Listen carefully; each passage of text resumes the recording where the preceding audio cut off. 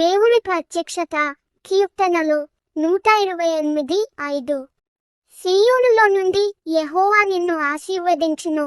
నీ జీవితకాలమంతయు యెరూషలేమునకు క్షేమం కలుగుటే చూచెదవు. మనం అయోమయంలో ఉన్నప్పుడు, ఏ దారి ఎంచుకోవాలో తెలియని సమయంలో దేవుడు మౌనంగా ఉండడు. ఇదే మార్గం, దీనిలో నడువు అని ఆయన స్వరం మన అంతరాత్మలో మెల్లగా మాట్లాడుతుంది.